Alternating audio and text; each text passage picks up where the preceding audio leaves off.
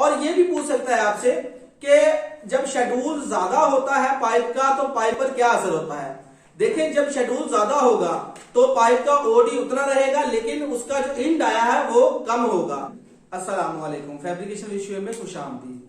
आज की वीडियो बहुत अहम होने वाली है। आज मैं आपको वो बेसिक चीजें बताऊंगा जो एक पाइप फिटर और फैब्रिकेटर को पता होनी चाहिए।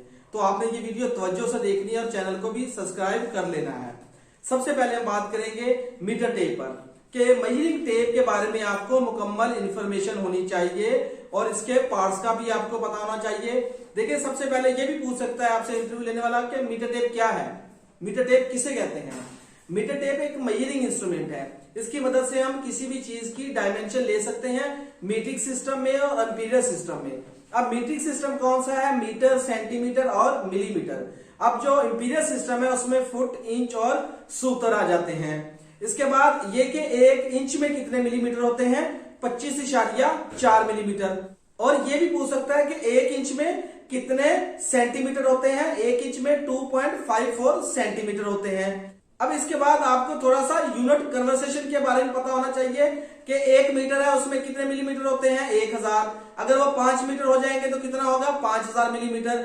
1 सेंटीमीटर में 10 मिलीमीटर होते हैं, अगर कहें कि 15 सेंटीमीटर है तो 150 मिलीमीटर हो जाएंगे। इसके बाद अब हम चलते हैं सर्कल पर। सर्कल के बारे में आपको पता होना चाहिए, कहे कि वो रेडियस और डाय में क्या डिफरेंस है। अब यहां पे आप देखें कि सर्कल के एक पॉइंट से दूसरे पॉइंट तक का फासला लेकिन वो मरकज से होकर गुजरेगा तो वो क्या होगा हमारे पास, डायामीटर। ये क्या हो गया, ये डायामीटर की यहां से मरकज से होकर गुजर रहा है।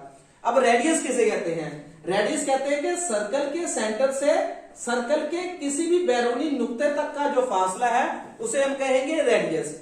वाज़ेह क्लियर हो गया कि डायामीटर क्या होता है, सर्कल के एक पॉइंट से दूसरे पॉइंट तक का फासला लेकिन वो मरकज से होकर गुजरेगा सेंटर से, तो वो डाया।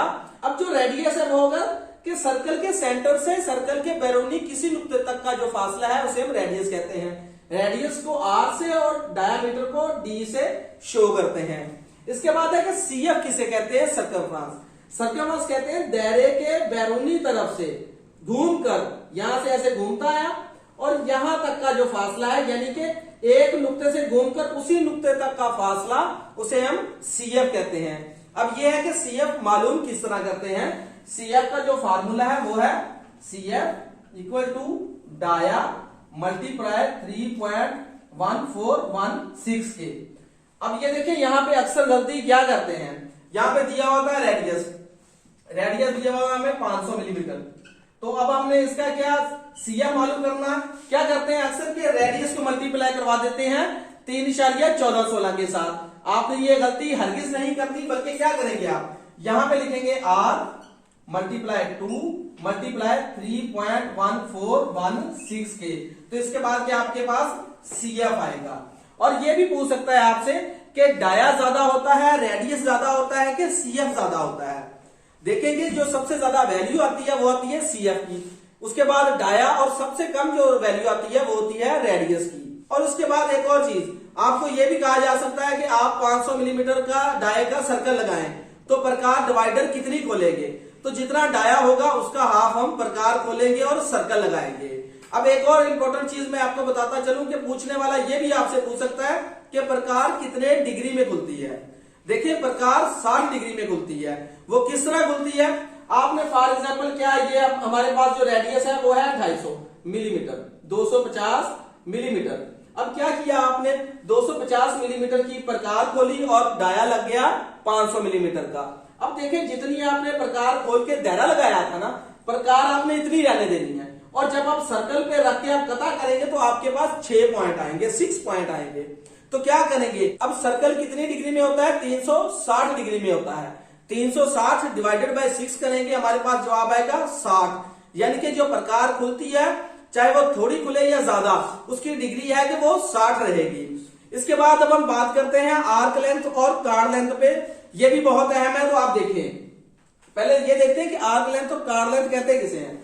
देखिए कि ये फॉर एग्जाम्पल यहां से मैं आपको एग्जाम्पल के तौर पे बता रहा हूं। देखिए ये देखिए ये वाली जो लाइन है ना इस तरह, ये है कार्ड लेंथ और ये वाली है आर्क लेंथ।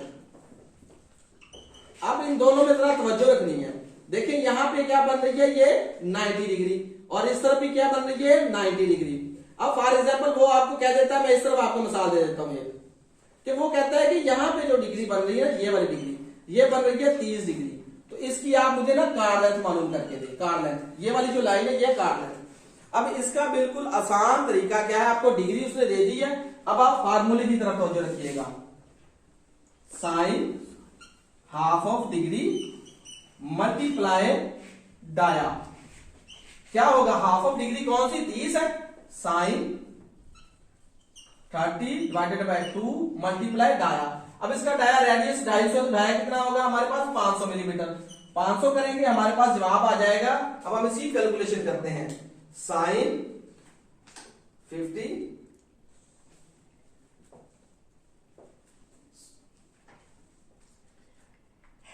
मल्टीप्लाई 500, हमारे पास जवाब आता है 129 मिलीमीटर। अब क्या करेंगे, अब हम इस पॉइंट पे मीटर टेप रखेंगे, और जहां पे 129 यहां पे पता करेगा, वहां पे हम निशान लगा देंगे, हम कहेंगे ये हमारे पास कार्ड लेंथ है। देखिए अब कार्ड लेंथ तो इस तरह मालूम कर लेते हैं, अब आर्क लेंथ किस तरह मालूम करते हैं, और आर्क लेंथ का इस्तेमाल कहां पे होता है, मैं आपको ये बताता हूं। देखिए ये एक गोल पाइप है, ठीक है, ये पाइप है, पाइप पे आपको कहता है कि ये आपका जो 0 पॉइंट है, 0 पॉइंट से 30 डिग्री पे आपने कोई पाइप फिटिंग मटेरियल लगाना है, बेशक वो हॉरिजॉन्टल है या वर्टिकल है। तो आपने 30 डिग्री या 50 डिग्री 60 डिग्री किसी में भी आपने यहाँ पे कोई पाइप फिटिंग मटेरियल या कोई नोजल की कोई चीज आपने लगानी है, तो आप डिग्री की वैल्यू किस तरह फाइंड करेंगे, उसके लिए आपने क्या करना है, उसका फार्मूला आप तवज्जो रखें। अब मैं आपको बताता हूं उसका फार्मूला, तो आपने वो तवज्जो रखनी है उसके फार्मूले की तरफ। देखिए कि डाया मल्टीप्लाई 3.1416 डिवाइडेड बाय 360। अब क्या करेंगे, जो हमारे पास जवाब आता है इसका, अब मैं एग्जांपल के तौर पे इसका डाया है जी 500 मिलीमीटर, इसी की एग्जांपल लेते हैं, 500 मल्टीप्लाई 3.1416 डिवाइडेड बाय 360, और हमारे पास जो डिग्री है, जिस डिग्री की पे हमने निशान लगाना, पॉइंट लगाना, वो है हमारे पास 30। ठीक है, पहले हम इसकी कैलकुलेशन करते हैं, 500 मल्टीप्लाई 3.1416 डिवाइडेड बाय 360। अब क्या हमारे पास 4.36 हमारे पास जवाब आया। अब क्या करेंगे, हम इसे मतलूबा डिग्री के साथ मल्टीप्लाई करवाएंगे। कितनी डिग्री हमारे पास यहां पे बन रही है, ये वाली, यहां पे हमारे पास जो डिग्री बन रही है वो है 30। अब क्या करेंगे, हम इसे 30 के साथ मल्टीप्लाई करवा देंगे 130 मिलीमीटर के। क्या हुआ कि देखेंगे यहां से लेकर यहां तक जब हम मीटर टेप रखेंगे ना इस तरह राउंड में, तो क्या होगा, 130 मिलीमीटर क्या होगा हमारे पास, ये इसकी आर्क लेंथ आ गई। और इसका एक और भी है कि आर्क लेंथ जो है कि कार्ड लेंथ से हमेशा ज्यादा होती है। ये तो होगी आर्क लेंथ और कार्ड लेंथ की बात। और हमने ओडी, आईडी और सीएफ पे भी मैं आपको बताता हूं कि ओडी, आईडी और सीएफ क्या है, दोबारा मैं बता देता हूं आपको। देखेंगे ओडी का मतलब है आउट डायामीटर, और आईडी का मतलब है इंटरनल डाया, और सीएफ का मतलब है सरकमफ्रेंस। ठीक हो गया। इसके बाद हम बात करते हैं अब थोड़ा सा के पाइप वॉल थिकनेस शेड्यूल पर। यह भी पाइप फिटर के लिए बहुत अहम है कि उन्हें पता होना चाहिए कि पाइप वॉल थिकनेस शेड्यूल इसका क्या है और इसका पाइप पर क्या असर होता है। देखिए 1/8 इंच से लेकर 12 इंच तक के पाइप के जो ओडी हैं वो फिक्स हैं। ठीक है, अब क्या होगा कि हम आमतौर पे हमें पता है कि 1 इंच में 25 चलिए 4 मिलीमीटर होते हैं, लेकिन जब शेड्यूल पे हम पाइप पे बात करेंगे तो उसका डाया फिक्स है, ओडी फिक्स है। अब जो 1 इंच का एनपीएस का पाइप होगा उसका ओडी होगा 33 मिलीमीटर, अगर वो 2 इंच का है तो उसका होगा 60 मिलीमीटर, अगर वो 4 इंच का है तो उसका 114 मिलीमीटर, अगर वो 6 इंच का है तो उसका 168 मिलीमीटर, अगर वो 12 इंच का है तो उसका होगा 323 मिलीमीटर। ये ओडी आपको जबानी याद भी होना चाहिए। और ये भी पूछ सकता है आपसे कि जब शेड्यूल ज्यादा होता है पाइप का तो पाइप पर क्या असर होता है। देखिए जब शेड्यूल ज्यादा होगा तो पाइप का ओडी उतना रहेगा, लेकिन उसका जो इन डाया है वो कम होगा। अगर शेड्यूल कम होगा तो फिर ये होता है कि जो थिकनेस है वो कम होती है, इंटरनल डाया ज्यादा हो जाता है, लेकिन एक्सटर्नल डाया वही सेम रहेगा। और इसके बाद ये है कि एनपीएस एनपीएस कहते हैं नॉमिनल पाइप साइज। यहां तो एनपीएस होगा तो वो इंचेस में होगा, अगर डीएन है तो वो मिलीमीटर्स में होगा। डीएन का मतलब है डाया नॉमिनल। अब मैं आपको एक और चीज बताता हूं कि प्लेट, एंगल, चैनल को डिग्री में कट लगाना है तो उसका क्या फार्मूला है। देखिए हमारे पास एक प्लेट है ये वाली, ठीक है, इसकी लेंथ है 1500 मिलीमीटर और इसकी जो विड्थ है वो है 300 मिलीमीटर। अब क्या करना है, इसे हमने ना 30 डिग्री में कट लगाना है, तो इसका फार्मूला क्या है, tan डिग्री मल्टीप्लाई डाया। अब क्या होगा, tan डिग्री की मैंने 30 डिग्री में लगाना है, tan 30 मल्टीप्लाई इसका डाया, ये वाली चौड़ाई, हमेशा ये विड्थ लेंगे, चौड़ाई कितनी है 300 मिलीमीटर। अब क्या करेंगे, इसकी कैलकुलेशन करते हैं, tan 30 मल्टीप्लाई 300, हमारे पास जवाब आता है 173 मिलीमीटर। अब क्या करेंगे हम, पहले सबसे पहले ये देखना है कि प्लेट का आगे से फेस होना चाहिए बिल्कुल, कि फेस होगा तो डिग्री कट सही लगेगा। ये वाली चीज जो फेस है बिल्कुल 90 डिग्री में होनी चाहिए, ये वाली, ये फेस हो गई। उसके बाद हम क्या करेंगे, 173 मिलीमीटर आया, यहां से मीटर टेप लेके हम यहां पे 173 पे निशान लगा देंगे, यहां पे ये पॉइंट।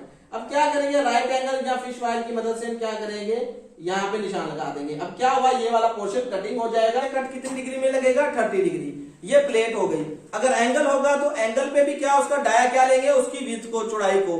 अगर वो चैनल है तो चैनल की जो वेब है, वेब को हम क्या करेंगे, उसका डाया काउंट करेंगे। ये तो हो गया डिग्री कट लगाने का फार्मूला।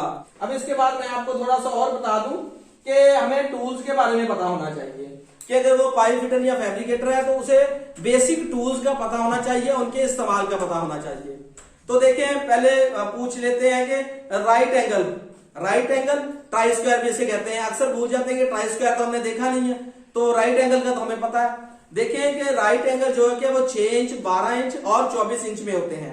अब जो 6 इंच और 12 इंच वाले राइट एंगल हैं, उनकी मदद से हम 45 डिग्री का भी कटिंग कर सकते हैं, मार्किंग कर सकते हैं। इसके बाद क्या है, राइट एंगल की मदद से हम सीधी लाइन भी लगाते हैं। उसके बाद हम गुनिया, डायगोनल चेक करने के लिए भी हम राइट एंगल का इस्तेमाल करते हैं। उसके बाद ये फिश वायर का इस्तेमाल कहां पे होता है, फिश वायर का इस्तेमाल हम इसलिए करते हैं कि जब हमारे पास एक बड़ी साइज की प्लेट है या पाइप है, उसमें हमने ज्यादा मार्किंग करनी है लेंथ में, तो क्या करेंगे, हम इस सिरे पे भी हम एक पॉइंट निकाल लेंगे, एक दूसरे सिरे पे पॉइंट निकाल लेंगे। अब क्या करेंगे, यहाँ पे फिश वायर रखेंगे और इस तरफ रखेंगे, यहाँ पे सीधी बिल्कुल इस तरह फिश वायर आ जाएगी। तो क्या करेंगे, हम नीचे निशान लगाते जाएंगे इस तरह। ये हो गया फिश वायर का इस्तेमाल।